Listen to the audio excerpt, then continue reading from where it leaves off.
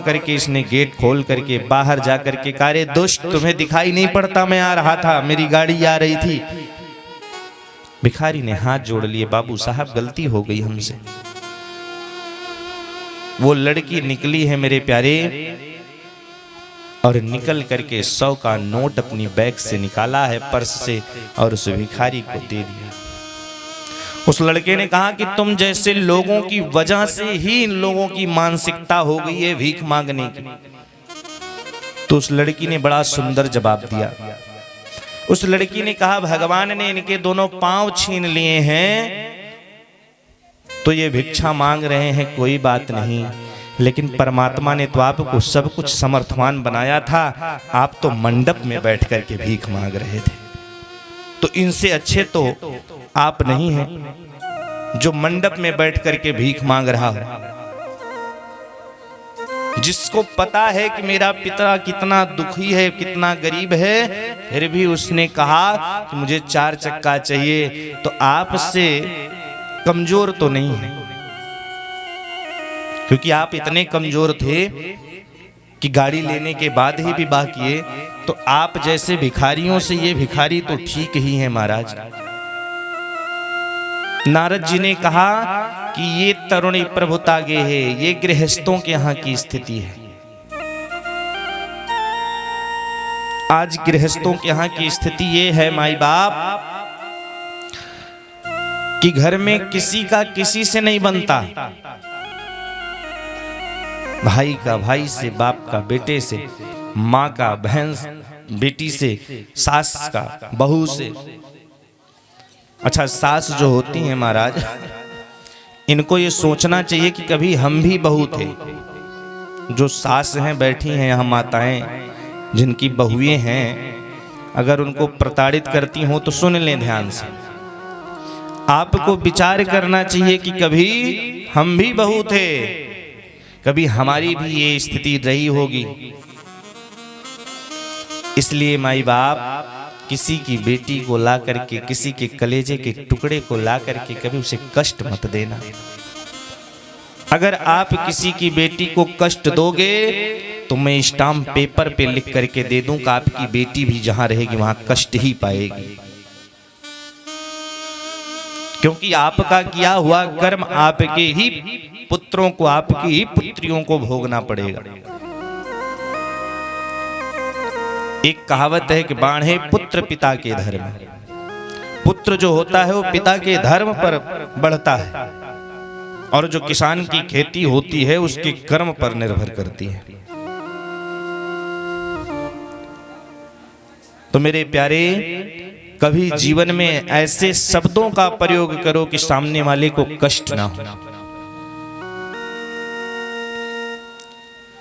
देखिए, ये जीवन है, इसमें सुख और दुख लगा रहता है, और हम कभी ये सोचें कि हमको केवल सुख ही सुख मिले तो ये नामुमकिन है। देखिए, अगर हमें सुख ही सुख मिलेगा तो हम दुख का अनुभव नहीं कर पाएंगे, कष्ट का अनुभव हमें नहीं होगा माई बाप, और दूसरों के कष्ट को हम कभी नहीं समझ पाएंगे। सूत जी महाराज कहते हैं शौनकादिक ऋषियों से कि ऋषियों, जीवन में अगर सुख आया है तो दुख आएगा। और एक बात बताऊं, अपने जीवन की बात कभी किसी से मत कहना। अपने जीवन की बात कभी किसी से मत कहना। अगर कहना हो तो मेरे राघव के, मेरे माधव के चरणों में आकर के उनसे रोना। किसी ने कहा है कि हर आंसू आंख में लाया मत करो, हर आंसू आंख में लाया मत करो, हर दर्द सबको बताया मत करो।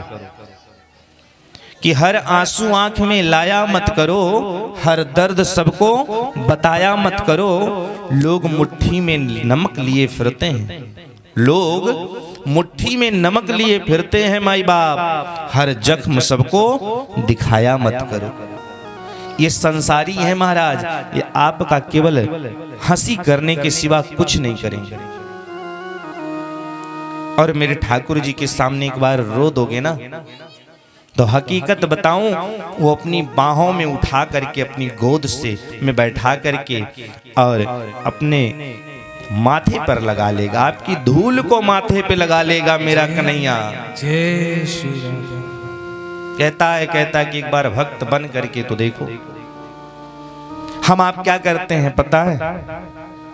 हम आप जीवन में भगवान की मंदिर में जाते हैं और मंदिर में बैठे हुए परमात्मा से सब कुछ मांगते हैं, लेकिन कभी ये अच्छा कितने लोगों ने कभी भगवान को मांगा है?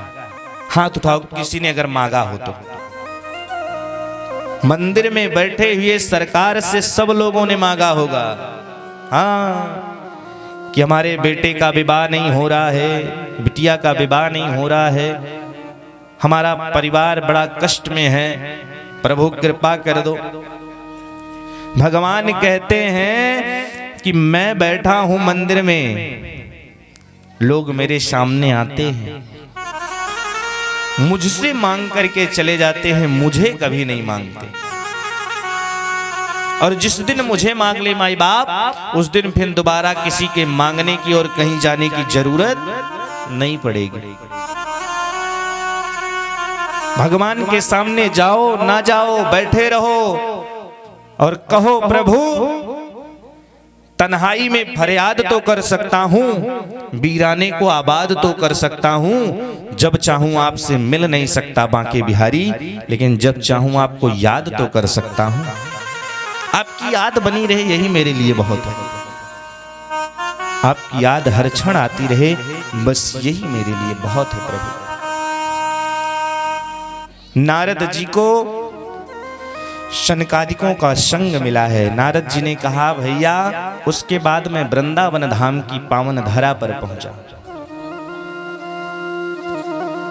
और वृंदावन की पावन धरा पर मैंने देखा कि एक सुंदर युवती यमुना पुलिन के तट पर बैठी हुई है।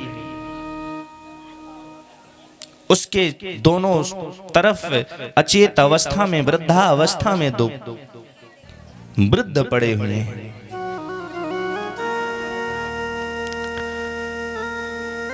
भैया लेकिन मैंने देखा कि बहुत सी स्त्रियां वहां खड़ी थी, इसलिए मैं उधर दृष्टिपात नहीं किया। लेकिन उस स्त्री ने जब मुझे देखा तो बुलाने लगी, भो भो साधु क्षणम तिष्ठ मचिंतामपि नाशय दर्शनम तव लोकस्य सर्वथा घहरम परम।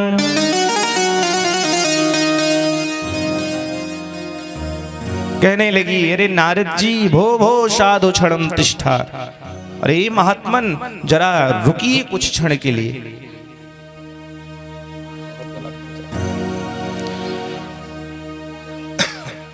आपने तो सबका दुख दूर किया है, कुछ क्षण रुक करके हमारा भी दुख दूर कर दो। मेरे जो चिंता है उन चिंताओं का नाश कर दो। नारद जी ने कहा भैया, तब मैं उधर बढ़ा। हमने पूछा देवी तुम कौन हो? तो भक्ति मैया कहती हैं कि अहम भक्तरिति ख्याता इमो में तनयो मतो ज्ञान वैराग्य नामानव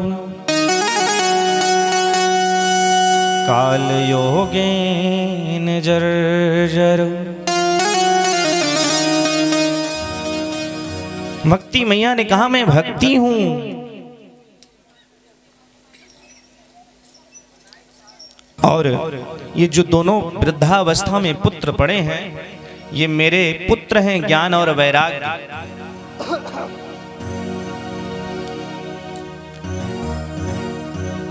मैं वृंदावन जब से आई हूं तब से मैं तो युवती हो गई, लेकिन जो दोनों मेरे पुत्र हैं माई बाप, ये दोनों पुत्र वृद्धावस्था को प्राप्त हो गए।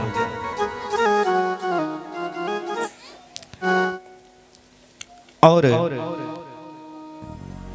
उस स्त्री ने बुला करके मुझसे कहा कि आप तो कयाधु नंदन प्रहलाद का दुख दूर किया, आपने तो सुनीति नंदन ध्रुव का दुख दूर किया।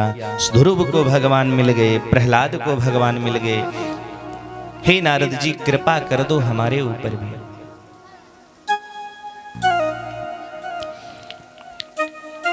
सनकादिकों ने कहा, सुनो भैया नारद, चिंता न करो, आप हरिद्वार की पावन धरा पर पहुंच करके आनंद वन में सुंदर